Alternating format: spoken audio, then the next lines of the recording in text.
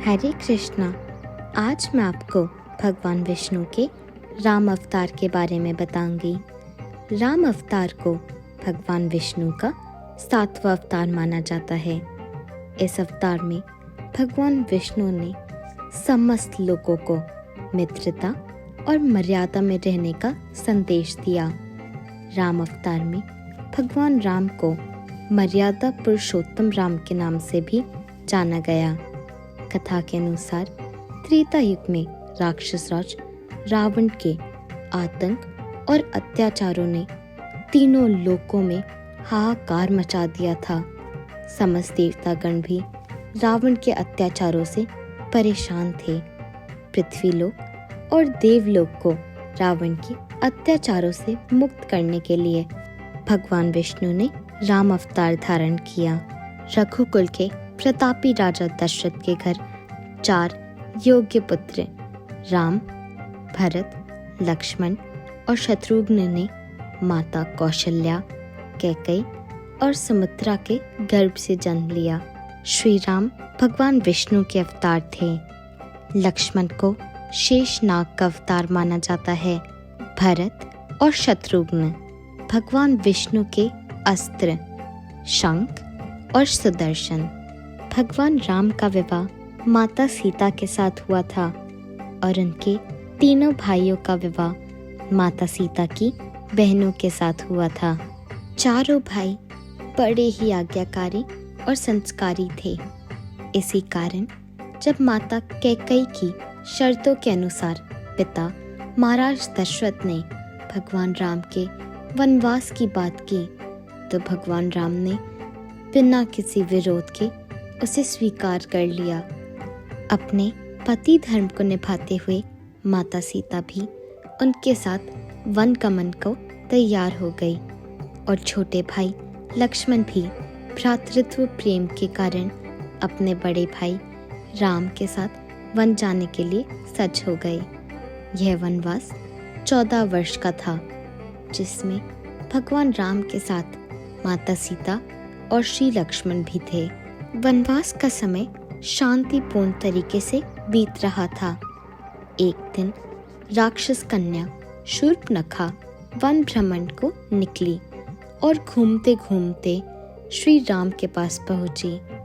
श्री राम का सुंदर रूप देखकर शूर्पणखा उन पर मोहित हो गई। शूर्पणखा ने सुंदर सा रूप धारण किया और वे भगवान राम के पास जाकर बोली, हे राम, मैं आपसे विवाह करना चाहती हूँ। तब प्रभु श्री राम ने यह कहते हुए प्रस्ताव ठुकरा दिया कि वह विवाहित हैं और देवी सीता की तरफ इशारा करते हुए उन्हें बताया कि वह उनकी धर्म पत्नी है। शूर्पणखा ने यह सोचकर माता सीता पर हमला कर दिया कि अगर सीता की मृत्यु हो गई तो राम उन्हीं से विवाह करेंगे। तब लक्ष्मण जी ने क्रोध में आकर शूर्पणखा पर प्रहार किया और अपनी तलवार से उनकी नाक काट दी। शूर्पणखा रावण की बहन थी।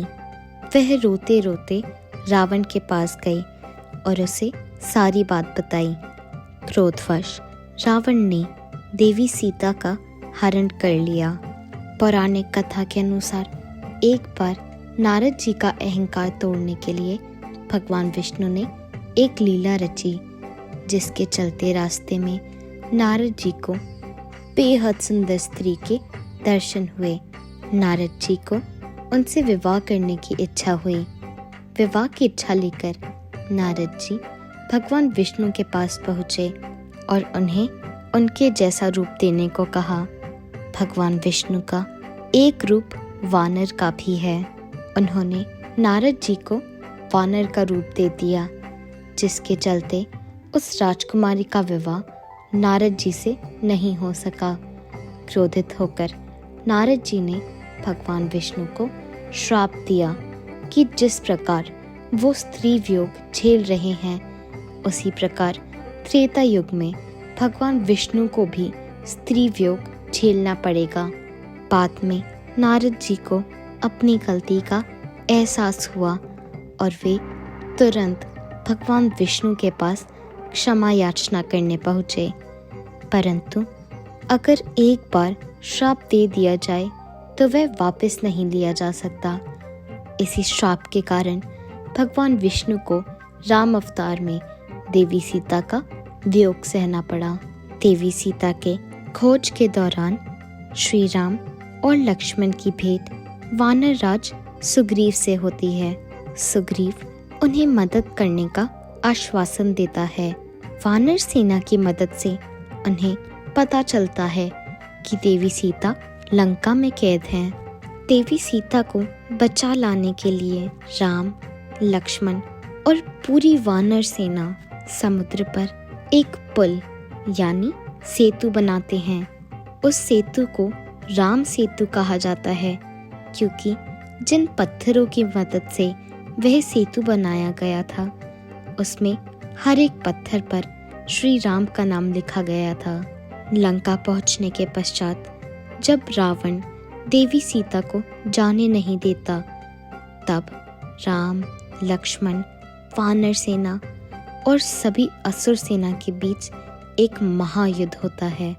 युद्ध में रावण का पुत्र इंद्रजीत और उसका भाई कुंभकर्ण राम और लक्ष्मण के हाथों मारे जाते हैं और अंत में असुर राज रावण भी श्री राम के हाथों मारा जाता है। अयोध्या पहुंचने पर राम को राज मुकुट पहनाकर राजा घोषित किया जाता है। उनके शासन राम राज्य में राज्य की जनता खुशी खुशी अपना जीवन व्यतीत करती थी। वे एक बहुत ही अच्छे शासक थे और लोग उन पर पूरी तरह भरोसा करते थे। अगले वीडियो में हम भगवान विष्णु के कृष्ण अवतार के बारे में जानेंगे। तो आइए और मेरे साथ प्रेम से बोलिए जय जय श्री राधे। अगर आपको यह वीडियो पसंद आया तो इसे लाइक और शेयर ज़रूर करें और चैनल को भी सब्सक्राइब करें।